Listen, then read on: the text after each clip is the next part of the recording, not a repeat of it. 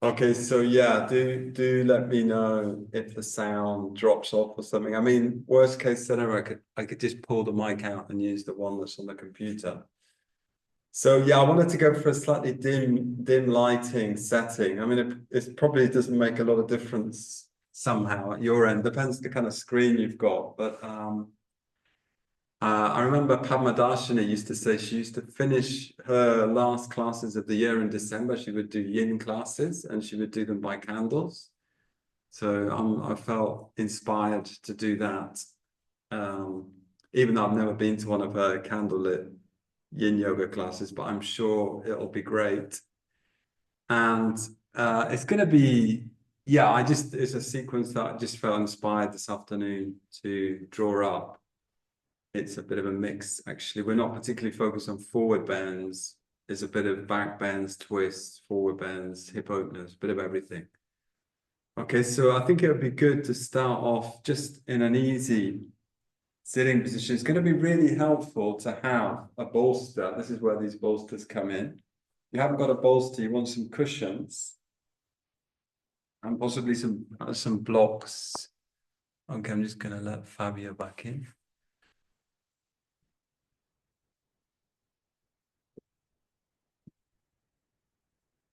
So yeah, the typical yoga blocks. So it might be even just to begin with, just sit onto one brick or two bricks or a cushion, get a little bit of height. I just thought we'd start with some very simple breathing, Nadi-Shodanam, just to help us center. I might go a little bit over time, just depends how we go. I'll definitely go up to 1/4 past the hour. So I might leave the rest for you to do in your own time.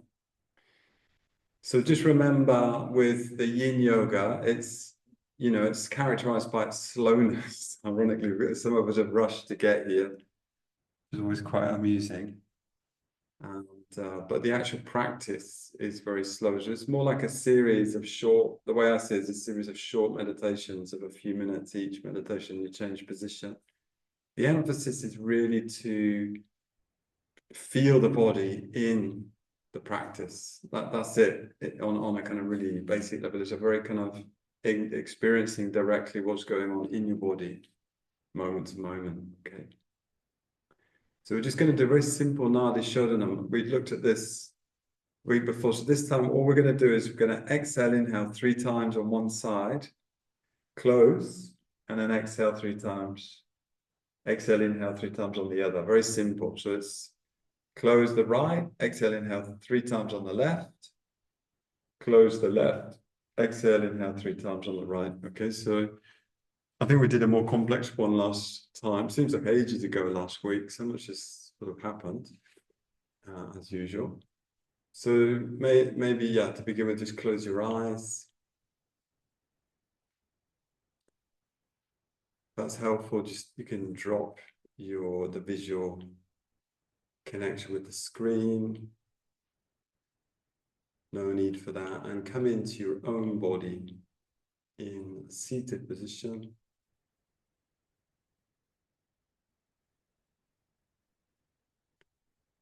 I want you to just ask how you are at the moment. Looking for it's like an internal inquiry. How am I?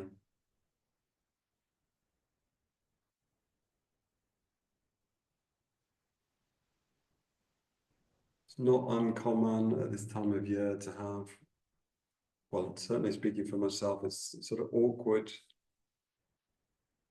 experience, end of year. We're going into the very darkest day of the year on the 21st, which is over the weekend, but the shortest day. The winter solstice is just a few days away, and then again the days will start to lengthen out, but then we go into the cold season for most of us, January, February. So being aware of how all of that could be affecting your mood, combined with all the festival activities which may or may not be going on to different levels.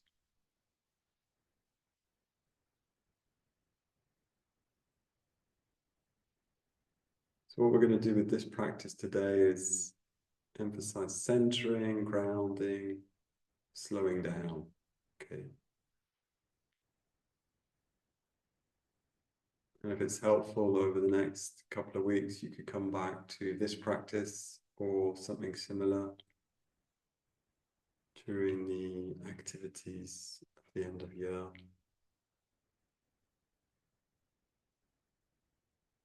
So making this mudra, sometimes called the Vishnu mudra. I did find a Buddhist name for it. It's the, I can't remember now, it's just the middle finger and index finger come down. Make this sort of claw shape. And I'm going to close the right nostril, and then we're going to exhale, inhale 3 times on the left. Exhale, inhale 3 times on the left. If you can, breathing down into the belly.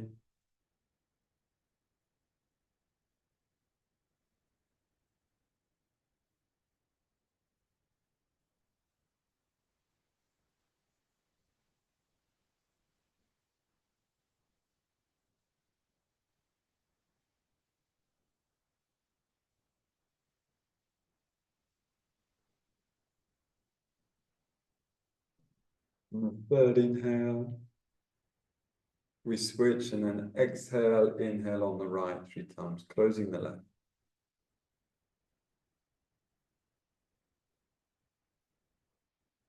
Just a light pressure across the bridge of the nose.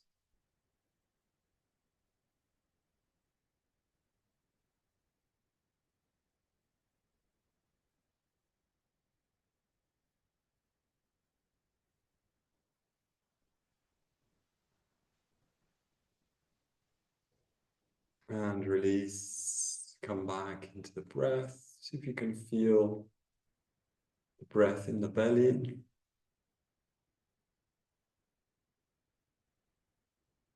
So just a couple of weekends ago, we were doing a practice over the weekend of what's called belly breath, ba lung in Tibetan. And it's a sense of just resting into the belly and into the breath in the belly. Can be very useful for helping you ground and rest and let go. So just like you to feel the breath in the belly. And let the breath, as it were, sink down.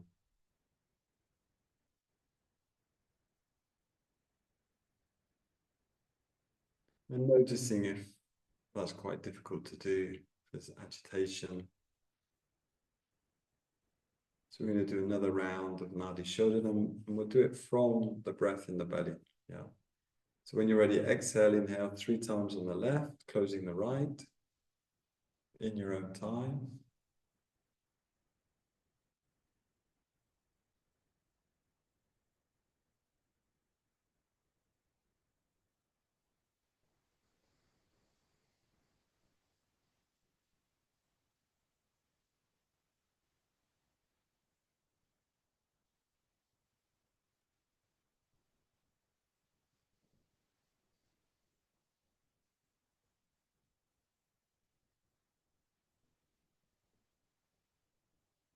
Third inhale, you switch across, exhale, inhale on the right 3 times.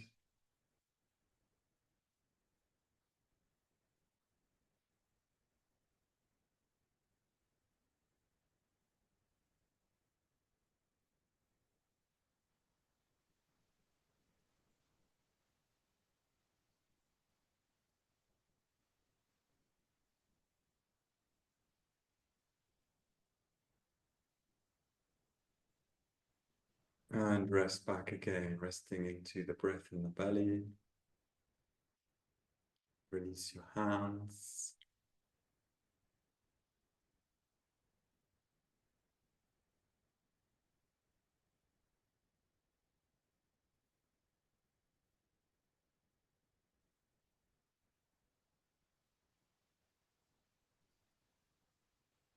Checking in on your spine.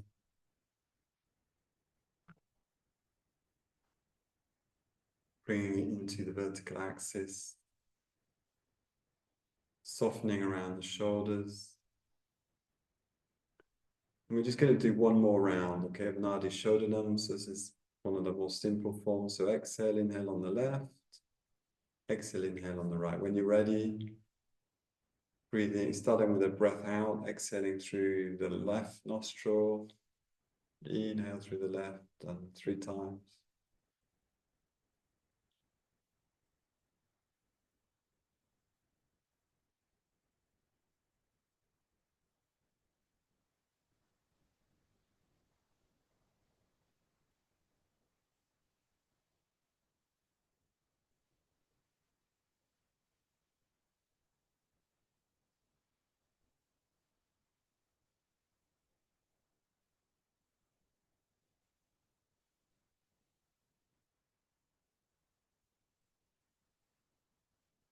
Switching, exhale, inhale on the right.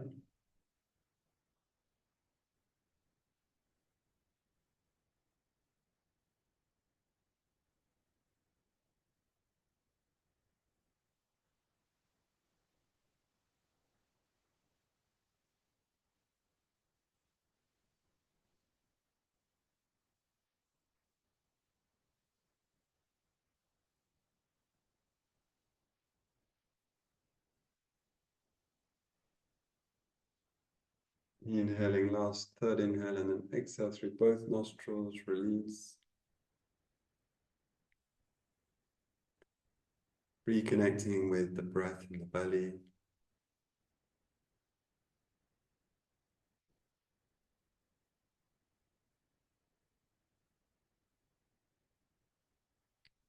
Okay, and from there we're going to open the eyes. So we're going to move into the first pose. As I said, a lot of this is going to be longer holds. I'll sort of lead it in terms of guiding your attention. So the first pose is to, if you can, just bring both feet forwards.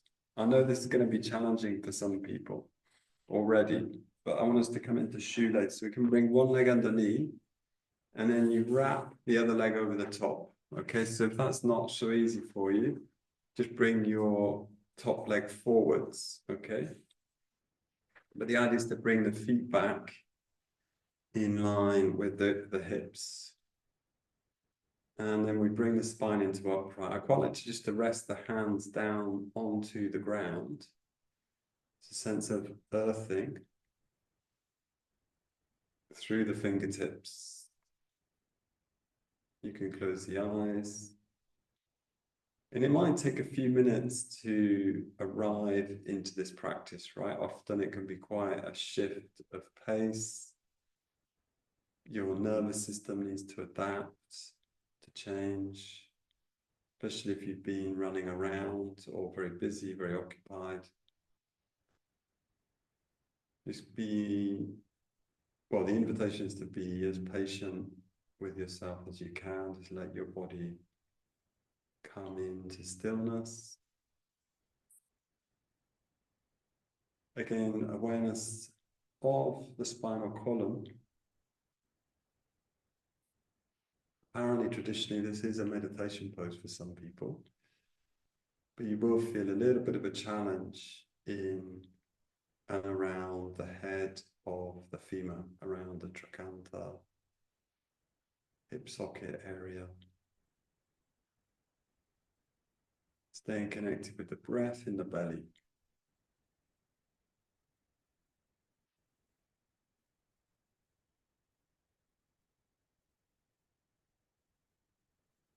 So we can intensify this pose. Sandra's coming back in. And so I'm just going to show you a slightly intensified version. So you let your weight sink forward. So it becomes a forward fold. So you slide your hands forward. Be careful with your lower back. And there's no obligation to come aggressively forward. What we're aiming to do with the yin practice is to work what we could call sub-maximally. Okay. So you're working well within your limits because we wanted to provoke, if you like, provoke a relaxation response, a resting response in the body. So you can allow yourself to release forwards. I'm suggesting you keep the layers of clothes on. You might even find that you do warm up with this practice somehow on a physical level. We do end up generating heat even though we're not moving very much. So the movement forward starts to create a little bit more work around the hip area, around the lower back. You'll feel it pulling more strongly on the hip joint.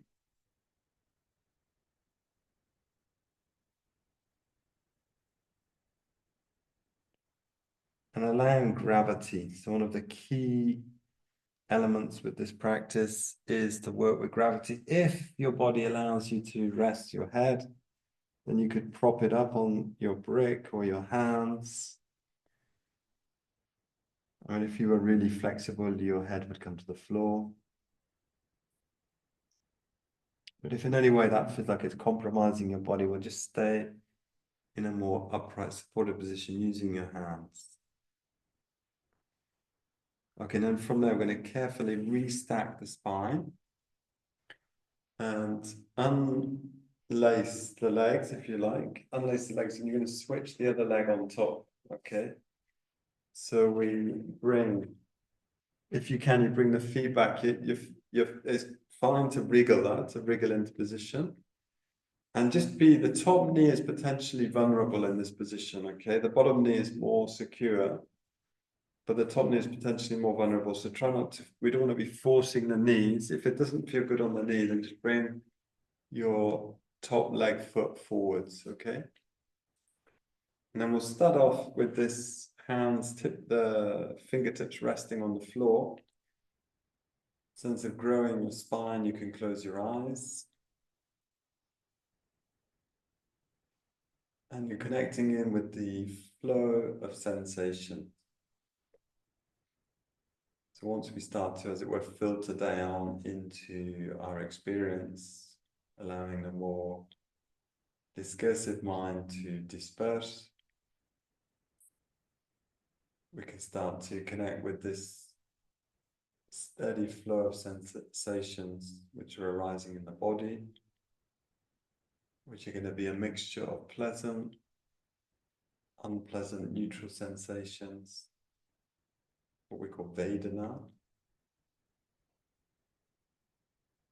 And see if you can tune in to those. So they've got a physical quality to them, maybe an energetic quality, maybe even like a psychophysical quality. Some people experience these blocks and sensations in the body almost as emotions. But we can just explore that in our own way, internally. Noticing your resistance to rest, to come into stillness.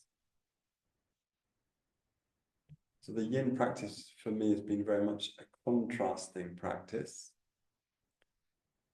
Given that I came from a background of a more dynamic yang practice, I found this really helpful as just a way of contrasting the more flow of vinyasa or Iyengar style practice, which is very well what we've been doing the last few weeks.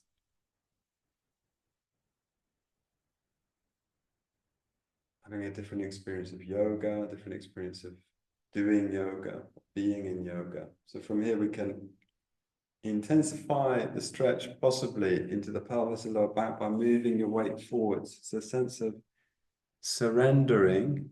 So that's another key word in yin yoga, a sense of surrendering to gravity.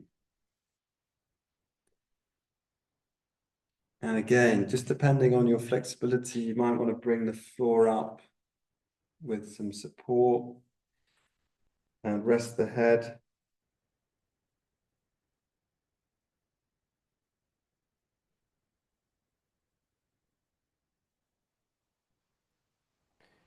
Softening around the shoulders and arms.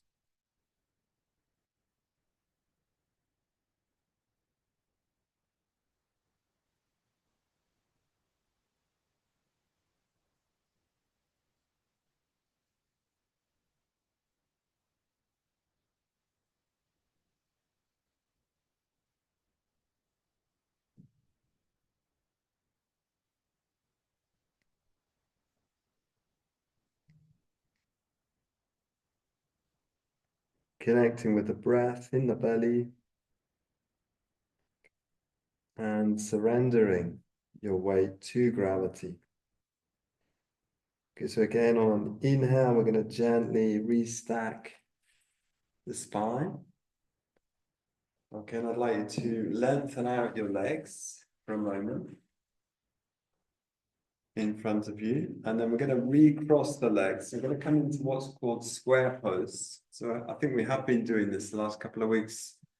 So this is where the shins come parallel to the front of the body. So the shins, and then we aim to cross the shins about midway, because this should feel a bit easier than the last pose.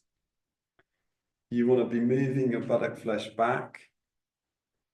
And then this time we're going to gently lengthen up, stretch up, reach up. And then I want us to lengthen from the sitting bones to the crown. And then we're going to move laterally. So you can take one of your arms down, very simple movement. And then gently project up through the top arm and across. So opening the body laterally.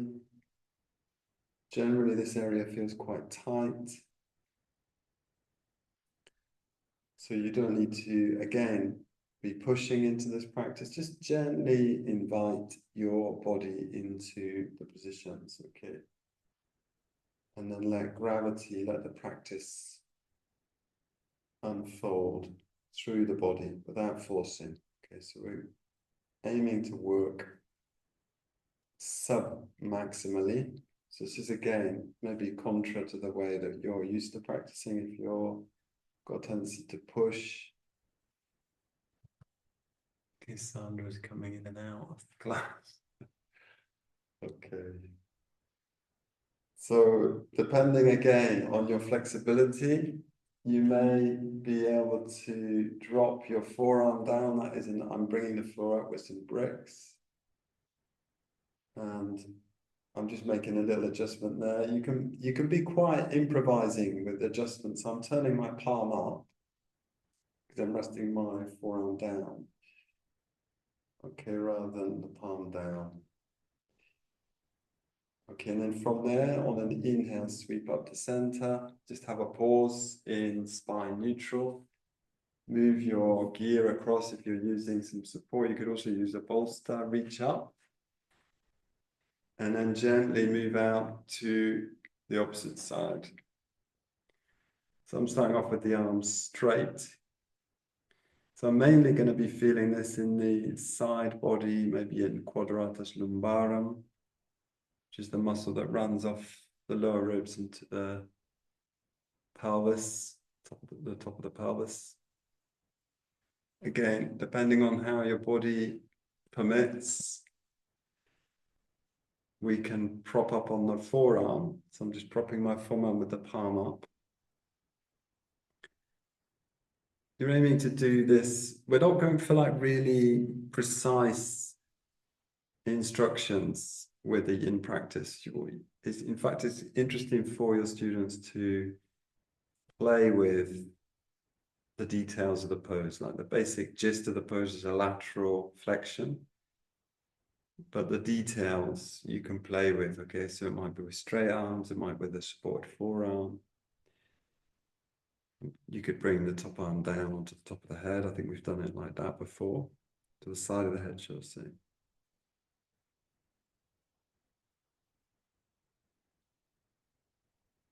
So there's also no sense of forcing here.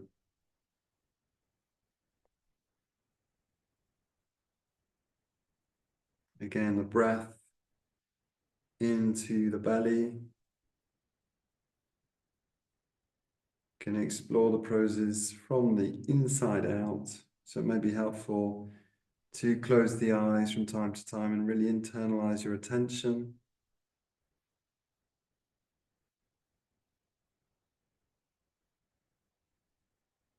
And inhale, we float the top arm out. And gently rest in vertical spine. Releasing your shoulders.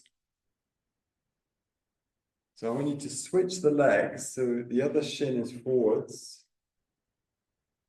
We're not going to do exactly the same sequence. We're going to do a slightly different sequence. So the other shin is now forward. So it's like the other side of the square pose. We float the arms up.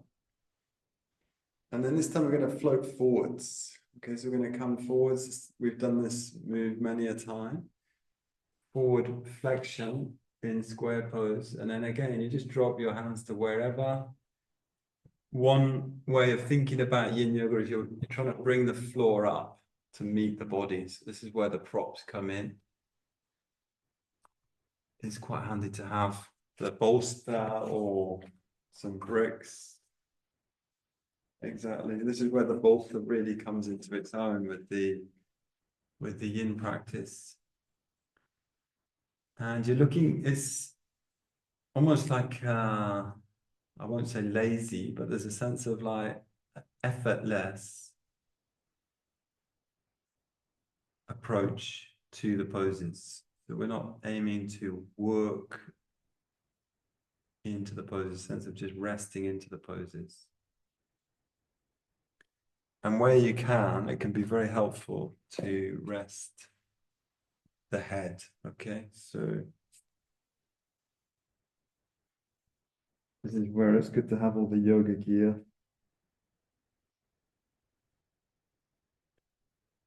So here we're just releasing into a forward fold for a few breaths.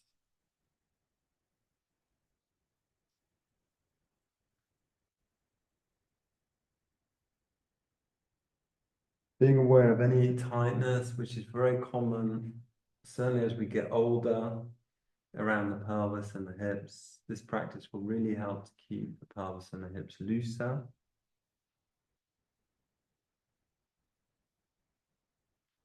As you're doing it gently, wisely.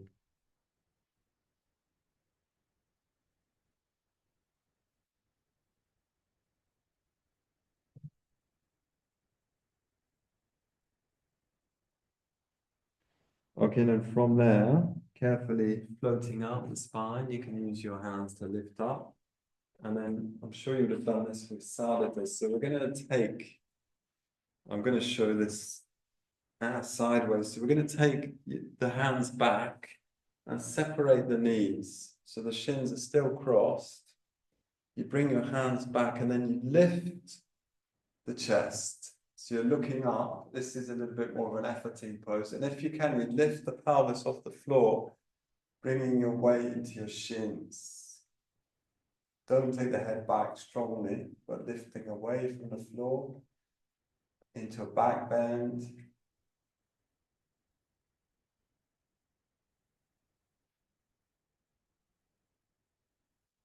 Propping yourself up through the arms, through the grounding of the hands, lifting the chest. Try and lift the center of the chest. And then release down. From there, we're going to move across to all fours. And open out the back of each leg, one by one.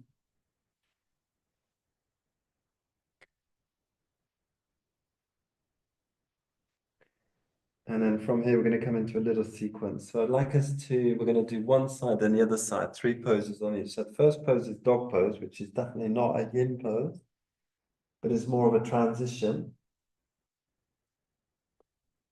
So lifting the pelvis, grounding the palms, opening the backs of the legs. Nevertheless, it's a great pose. It can be quite restful once you build up the strength in the upper arms and you create some space in the legs. It can become quite restful. But from here, we're going to come to all fours. And then we're gonna do the classic sleeping swan. So you slide your left shin forwards. Let's all do the same side. Left shin comes forwards. So I'm angling my shin 45 degrees across the mat, and then I drop down onto the forearms. And I've got my weight going through the folded left leg. And then if you can, you let your chest and belly come down towards the floor. Again, you could use a bolster. I'm just going to grab my bolster. So you can have a bolster underneath the chest to facilitate this pose, okay, to make it a bit easier. And I'm going to turn the head to the right. So my left leg is folded up underneath me, hence the name swan pose. And my head is turned to the right. So you should feel like it's gently stretching, or maybe quite intensely stretching, the left buttock and groin.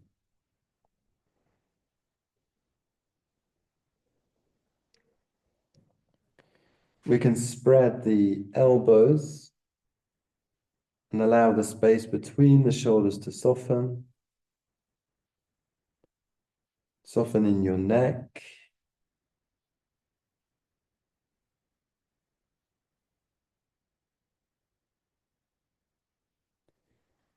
And both legs passive.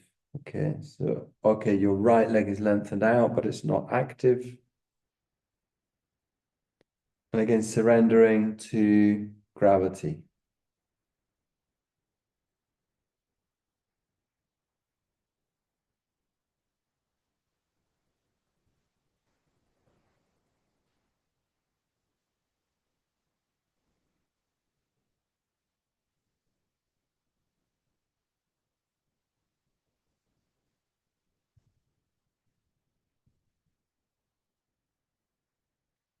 From here, we're going to prop up the body with the hands. So the palms come down about shoulder height. Take the hands quite wide, and then you gently lift up, so it becomes the swan. And you can even take the gaze up. There's a bit more intense on the pelvis, lower back. Just decide how much you bring your hands back. So you can bring your hands further back, will be more of an intense extension, spine. Bring the hands forwards, and it'll be a more gentle extension of the spine. We'll just do this for a minute or so, because it's pretty intense. You're getting quite a lot of compression into the lower back. Then I'd like you to drop your weight onto your left buttock. This might get a little bit complicated, though we have done this before, not for a while now. And then your right leg, you look at your right leg and fold it up and see if you can take hold of the right foot and ankle. Okay, so there's a bit of a twist now. So curious mixture of twist, lateral extension, and hip open. And if you can, you hook your elbow, right elbow into the right foot. I'm just hooking across there as much as your body permits. You'll notice an intense stretch into your right thigh. This is sometimes called the goddess pose, which I kind of like the idea of being a goddess just for a few minutes, or sometimes called the, what do we call them? The sea nymph. Gosh, what are they called? Mermaid, the mermaid pose, it's also called. Imagine yourself as a mermaid. And there's a sense of just letting your weight drop into your left hand. And feeling the stretch in the right leg. If it's too intense to fold the leg, then you can just leave your leg extended and rest the hand down. That's fine as well. It's a milder pose. Okay, so from there, we release round and forwards. Carefully come to all fours and open up both legs into dog pose. Open up the backs of the legs. So we just strung together there 3 poses: sleeping swan, swan, and the goddess pose. We're going to do the same thing on the opposite side. So I'm going to be turning away from you. So I want you to bring your right leg down and then let your weight drop over your right leg. Okay. And then I'm going to turn my head this time to the left.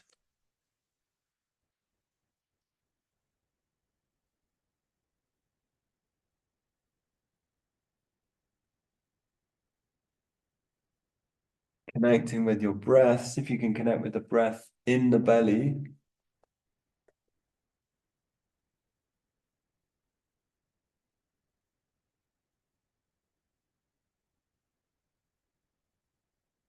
Spreading the elbows, a sense of spreading the elbows in order to open and spread the chest, open the space between the shoulder blades, and release the neck.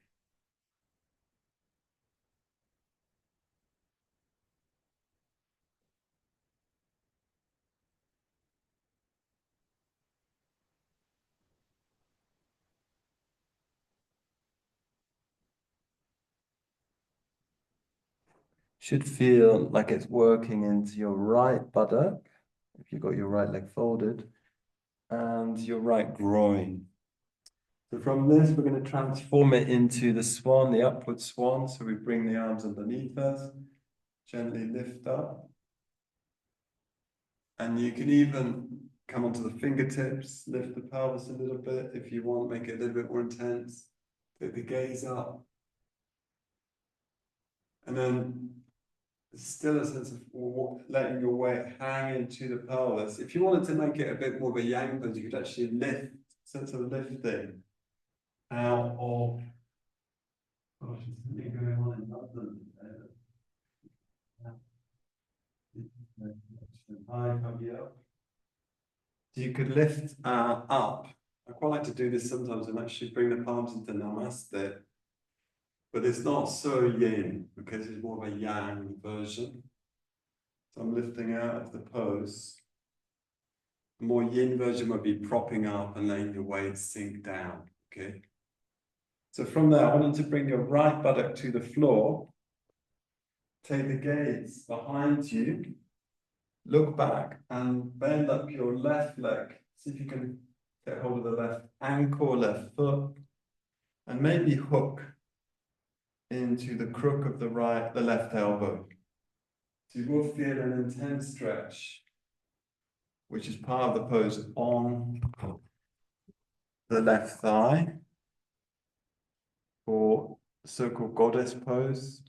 I think with the gaze, I talked a lot about this last week, the gaze, you can take the gaze back, like looking in behind you, to your left. Your right leg is forward to your left. Sort of makes sense. It's got an element of twist, the pose, a twist, hip openers, quite a complex pose to describe if you think about it. You've got thigh stretch, you've got a lateral extension, bit of a twist going on.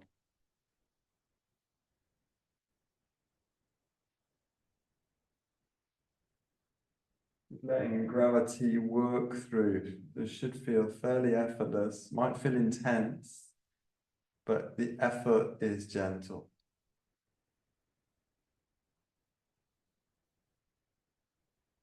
And then we're going to release out from there. So you release the left leg down. Push your gear out of the way for a moment. Carefully come round to all fours, from all fours coming into dog pose. Opening the backs of the legs. Again, we're using the dog pose as a transition.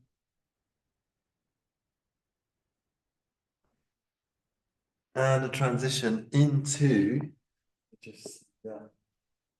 So I wanted to do this. Is this an important pose, sometimes called cattail?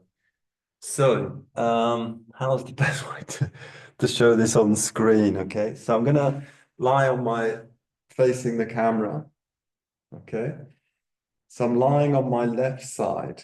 Okay, now it'll just be easy with a brick, but you could have a bolster. I'm going to bring the brick in front of me and rest my right knee on the brick or on the cushion. Extend my left leg down. without burning the toes. And then I want you to bring the left foot back and take hold of take hold of the shin or the ankle. So it's a thigh stretch.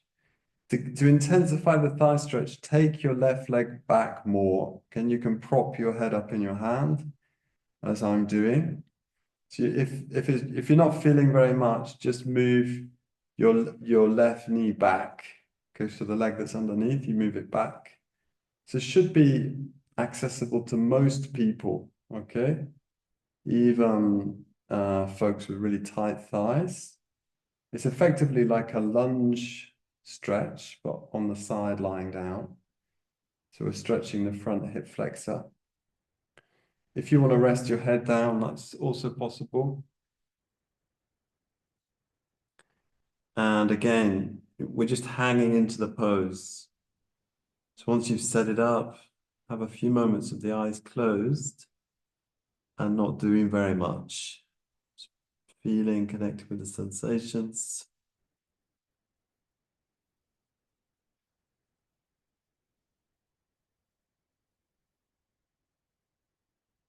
Breathing.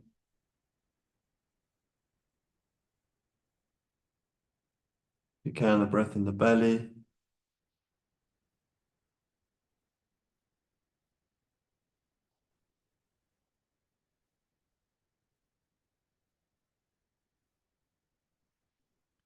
Okay, then from there, we're going to release out carefully the under leg, the left leg. And I'm going to switch sides. So I'm going to turn away from the camera now. So I'm lying onto my right side. I'm going to place a brick or a cushion underneath my left knee. And I'm going to swing my right leg back now. So I'm trying to open the right thigh, bend up the right leg, take hold of the foot or the ankle, the shin. And I can rest the head down. And we'll take this pose for 2 or 3 minutes.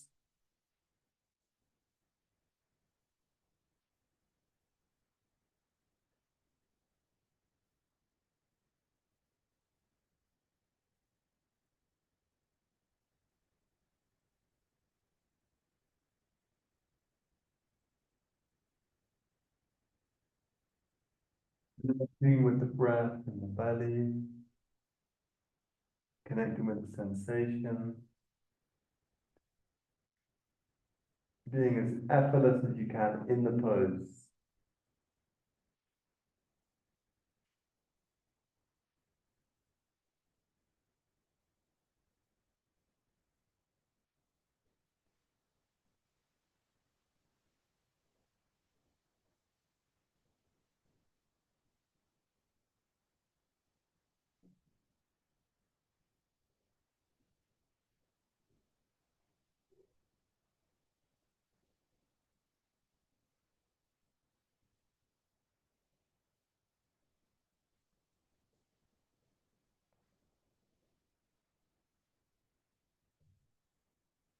Then from there, releasing your lower leg carefully, and then coming round to all fours. You'll see now that we've made a progression through 2 thigh stretches. So I just want us to come into a dog pose again, to open out the legs.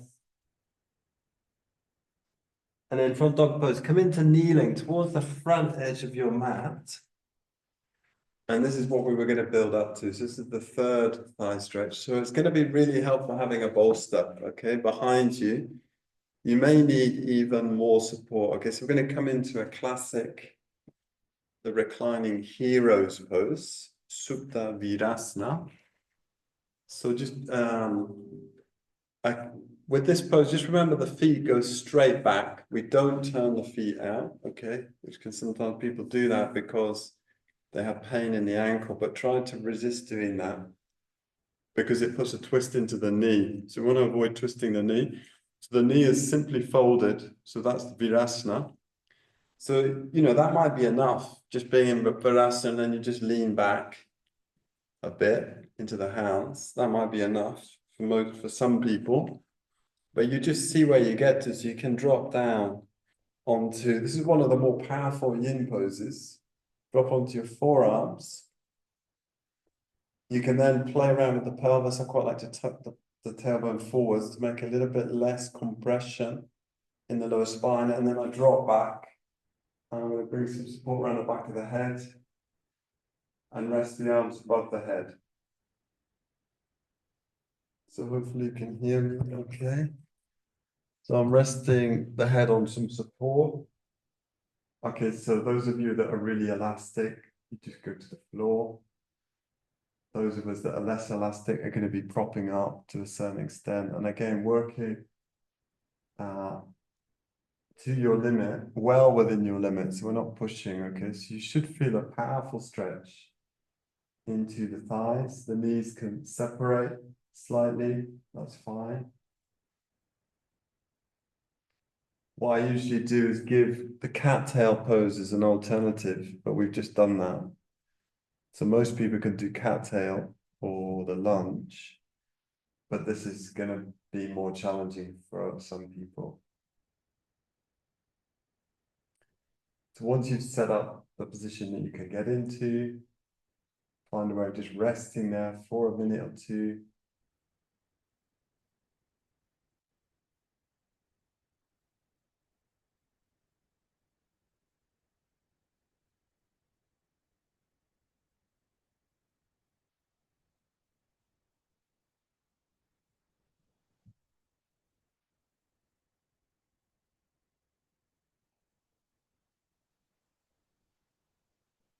Again, bringing the breath awareness into the belly area, sense of softening into your belly.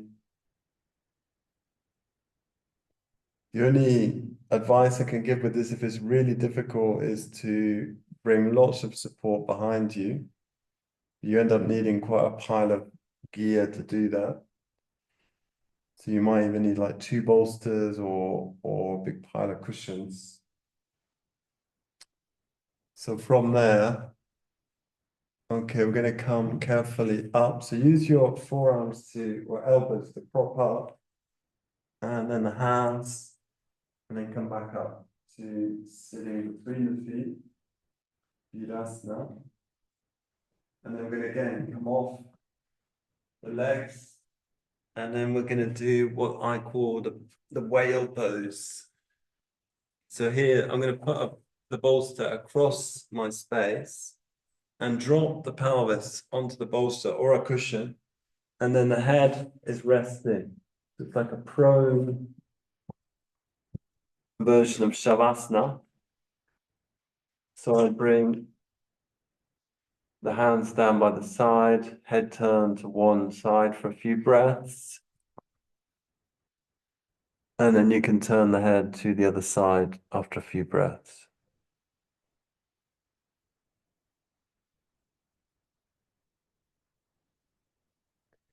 Connecting with the breath, connecting with the sensations around the pelvis, the lumbar. If you haven't turned the head, turning the head.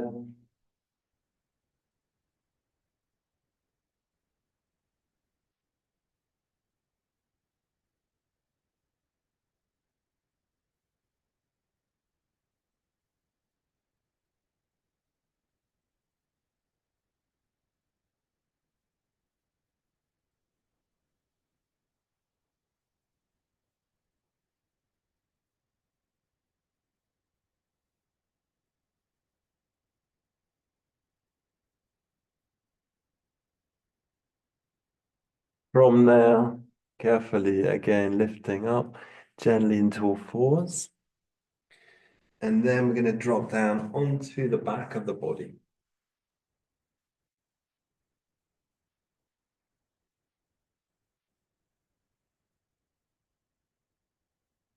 Okay.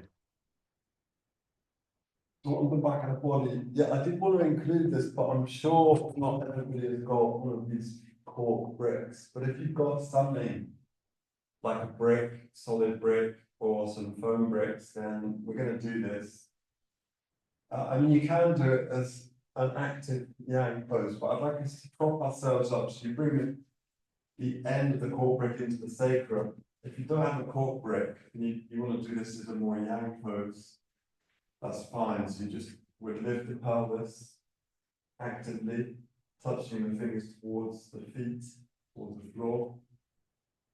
But if you can, do it as a propped pose. So I'm resting the sacrum or onto the brick, so the middle of the pelvis resting onto the end of the brick, or the foam bricks. You could use a bolster, that would be much milder.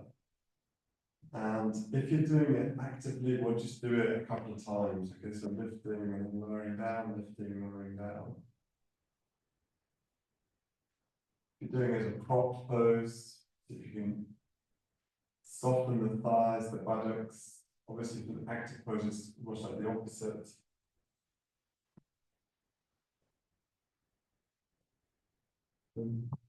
Breathing into that. If you're doing it actively, do come down, go back up a couple of times. If you're doing it as a passive pose, try to really soften around the pelvis, the buttocks, pelvic floor, the belly, the lower back.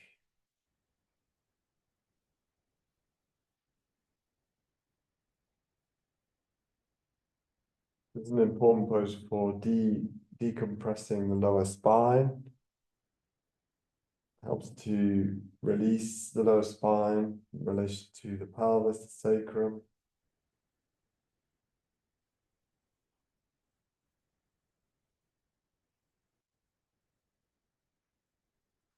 And when you're ready, coming out of that, bringing the support out of the way. And we're going to simply embrace the shins towards us. Passive embrace using gravity, interlace fingers.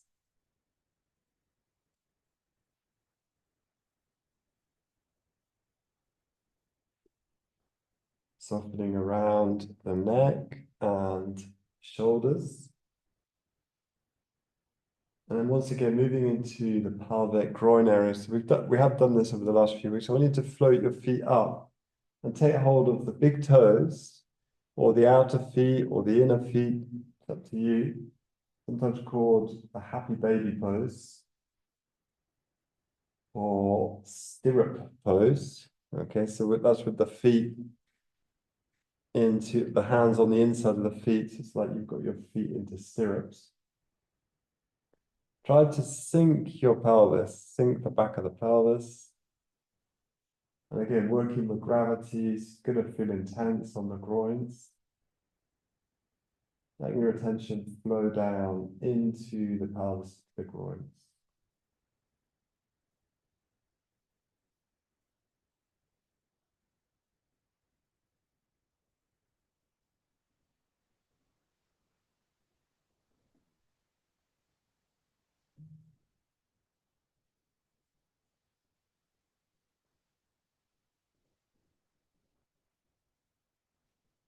Softening around the shoulders, releasing the sense of allowing your shoulders to widen across the collarbones. Your knees to widen, your groins to open.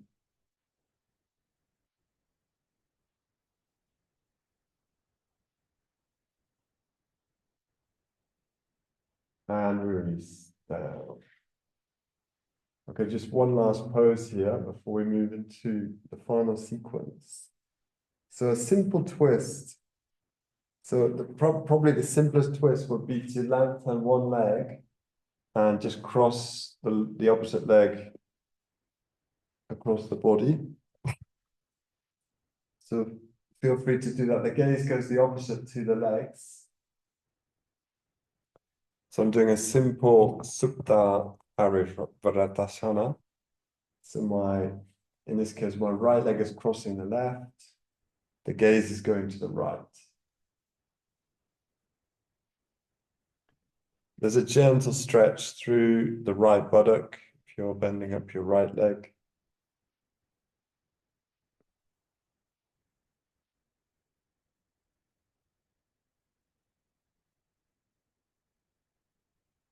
Connecting with the breath in the belly. You could even bring your hand, left hand, onto the belly.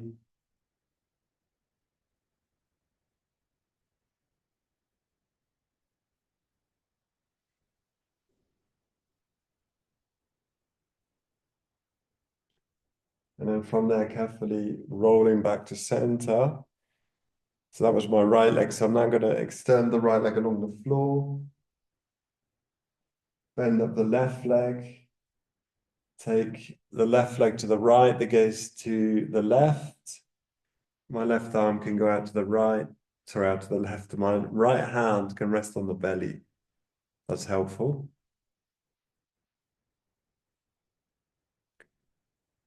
In my case, my right leg is just, sorry, my left leg is just floating into space. You could prop it up as well. To go with this props theme, so you could prop up your leg that's floating with a bolster. I make the pose a little bit more restful, more grounded.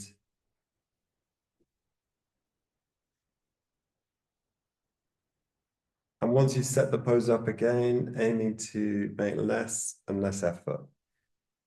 So the general trajectory of a yin pose is towards less and less effort, more and more towards surrendering to gravity. It's like the opposite dynamic to a yang practice, which is very much working against gravity. More of a strength-based practice is more of a letting go-based practice.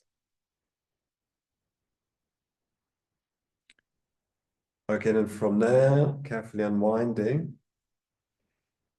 Take a pause into semi-supine for a moment.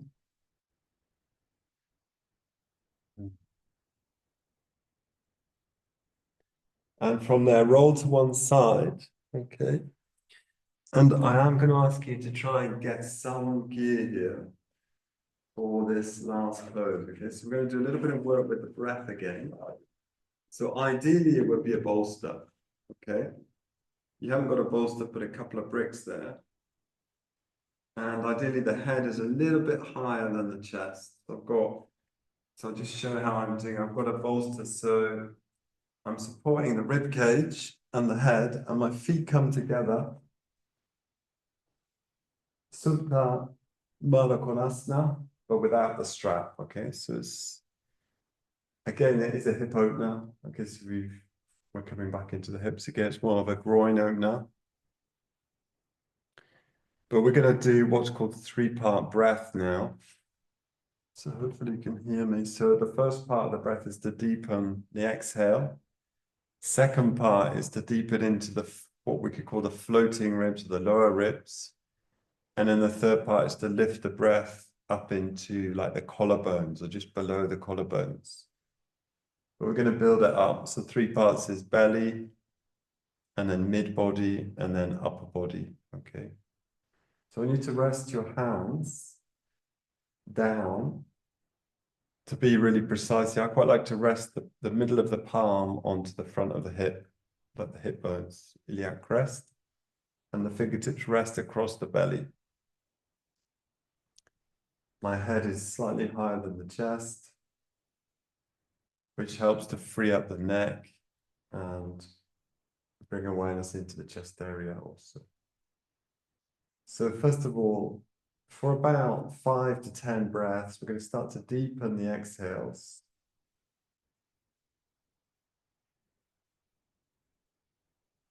And let the breath really fill out into the hands, in the lower body.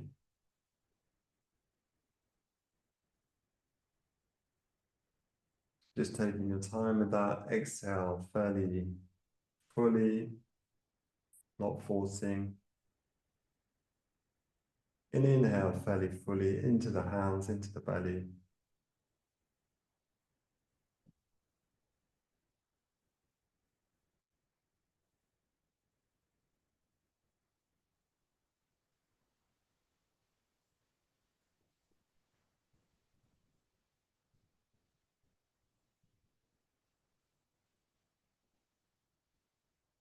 Trying a few rounds on your own breath, your own rhythm.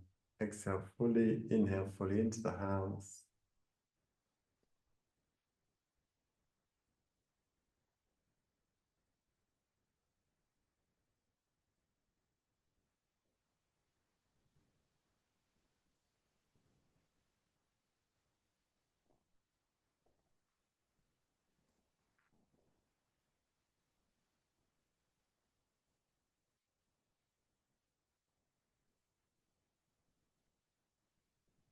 So it's about 5 or 6 now, so just 3 or 4 more in your own breath.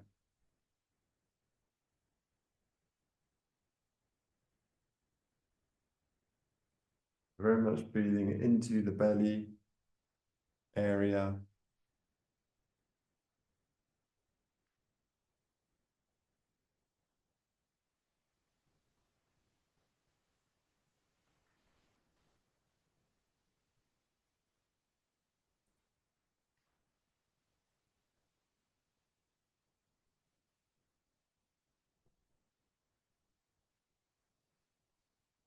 And then just let go of that exercise. So then bring your hands a bit higher up. So I quite like to go for these lower ribs, floating ribs. Just rest the hands there, but letting go of the breath for a moment. Breathing freely. So if it's too intense on your groins, you could bring the soles of the feet to the floor for a moment and rest. You could also prop up if you had enough gear around. You could put cushions underneath your thighs. Okay.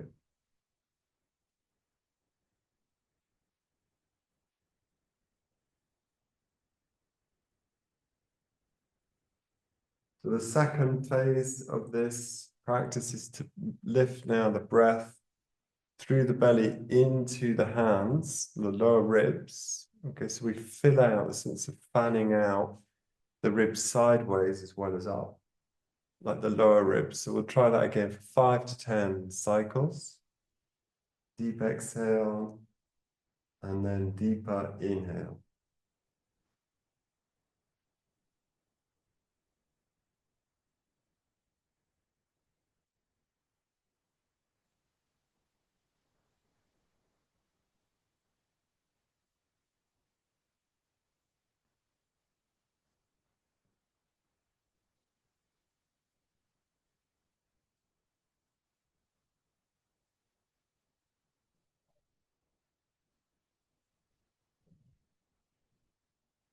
Try to let the breath come all the way in, all the way to the end of the in-breath without forcing, then all the way to the end of the exhale.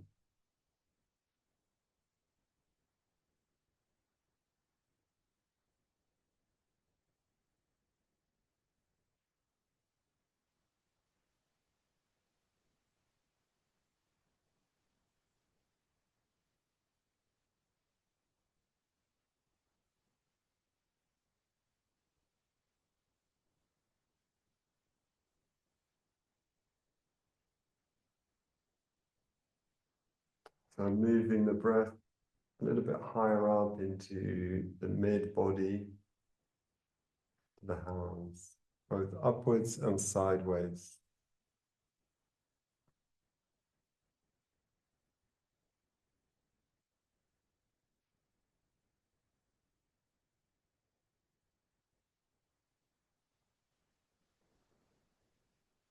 No need to hold the breath at any stage, no kumbhaka as it's called, no holding out or holding in. Continuous flow of the breath.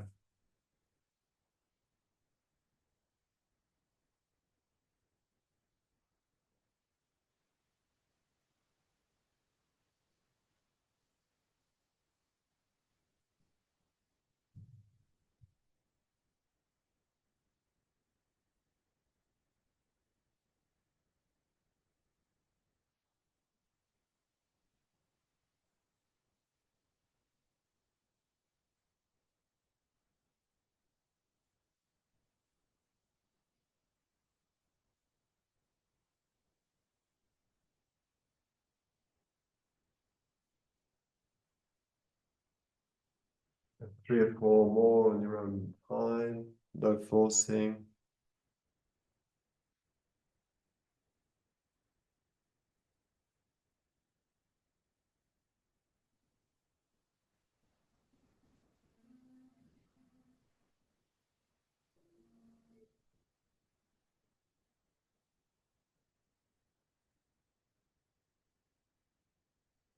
And then we'll take a rest between cycles there. So you might just, I find that intense on my groins there. So I'm not the only one. So feel free to bring the feet, soles of the feet to the floor, the knees up for a moment, just to rest the inner legs. You can also do this exercise with the feet on the floor, the knees up. And then we're going to move the hands higher up now. So you usually need to wing out your elbows a little bit. So I've got this image of like chicken wing arms.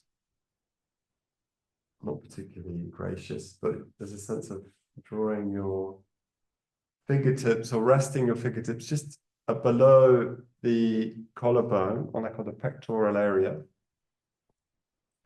And this can get a bit intense. So we'll do again as many rounds, up to 10 cycles as is appropriate. But the idea is the sense of filling the body up from the belly all the way through the mid body to the very top lungs. Okay, so we'll work with the feet together, knees wide, if that's okay on your groins. And then take your time to do deep exhale and then filling all the way up. It's usually going to take a bit longer, the cycle, but no kubbaka, no holding in or holding out.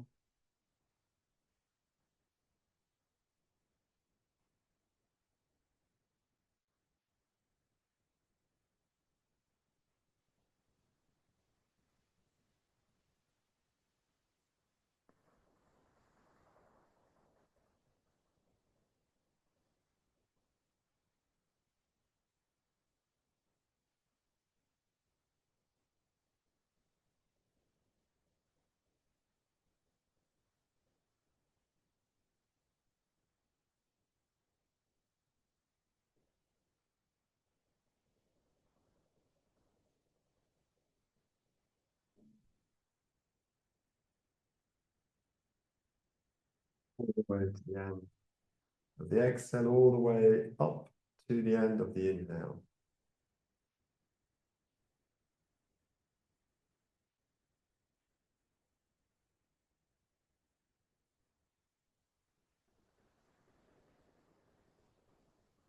Not forcing the body in any way. More of an exploration of your capacity, an exploration of your capacity.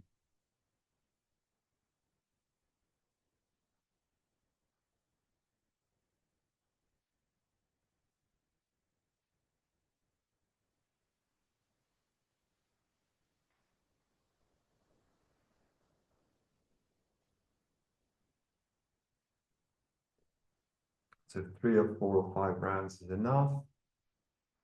Just stay there with that and let go if you want to carry on up to 10 rounds.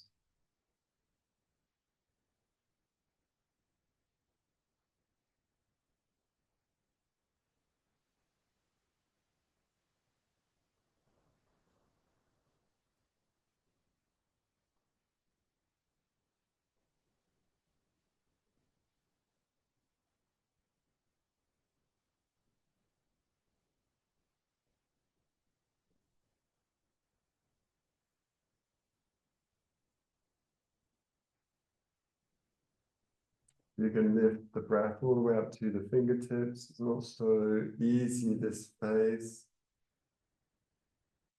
We're accessing the accessory muscles of inhalation. So it's like the upper back muscles, upper chest muscles, which we don't generally use in this, like you go for a run or something.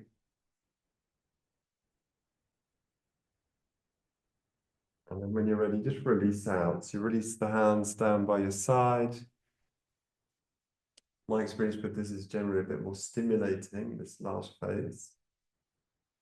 And then bring the soles of the feet to the floor again, knees up.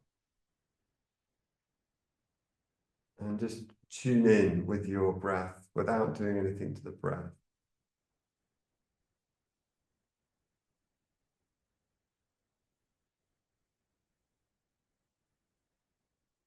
So being aware that you might be on some props, as I was instructing earlier, so they might be quite high. So as you roll to one side, being aware of that, you might be coming down to the floor, so gently.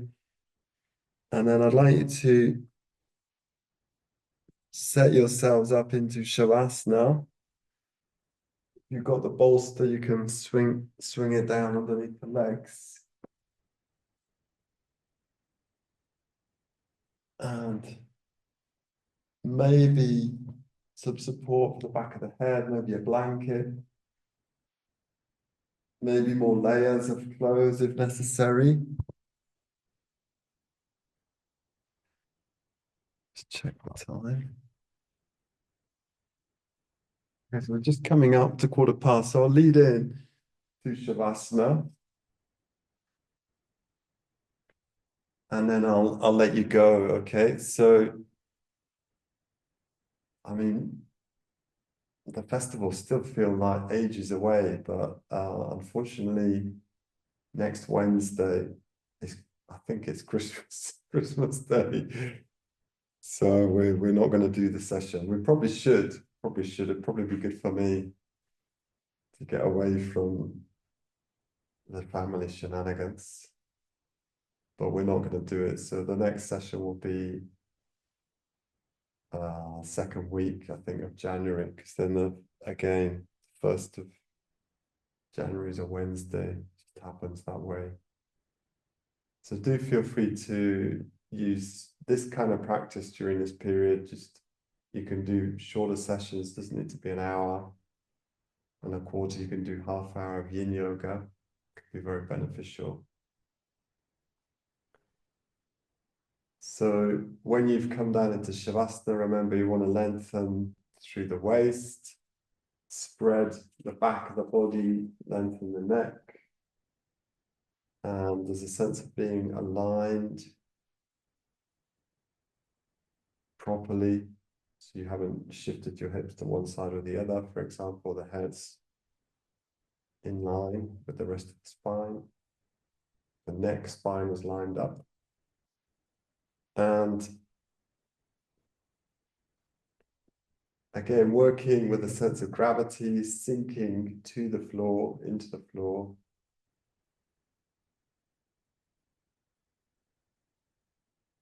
And let your body be really heavy. Okay, so heavy, or it might feel quite light after a yoga practice, even a yin yoga practice, but whatever way, this is just letting the body float.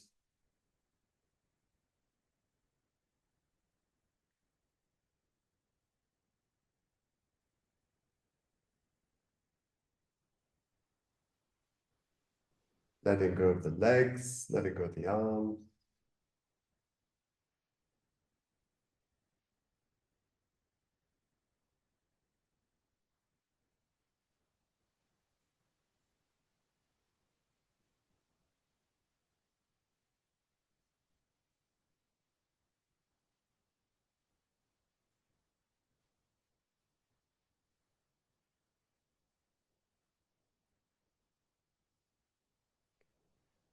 And then just seeing what bubbles up, what floats up to the surface of your mind.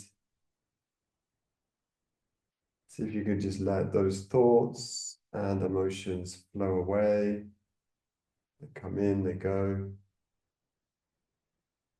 Invite them to just float through you.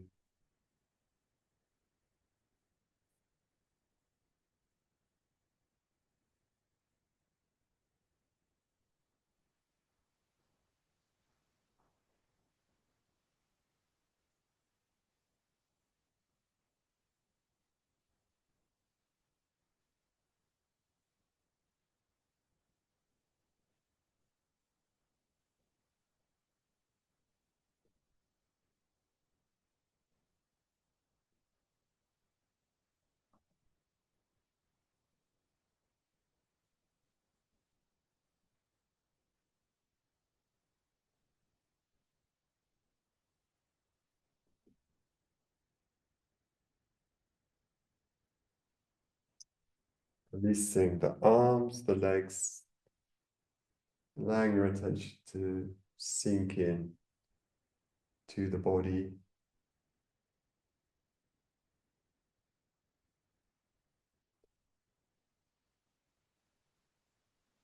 Towards the core of the body, the bones,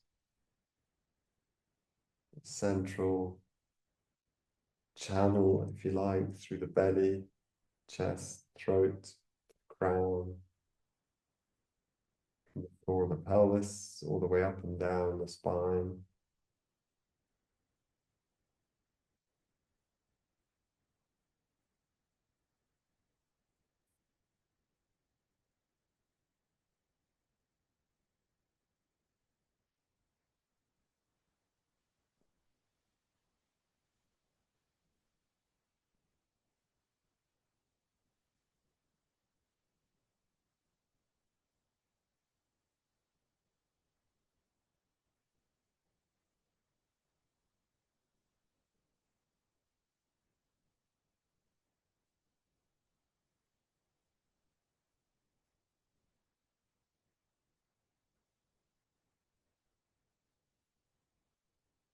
I'm just going to leave you with this practice. Just do feel free to stay in there a bit longer before moving on to the next thing. And thank you very much for your, well, for coming along, for your commitment.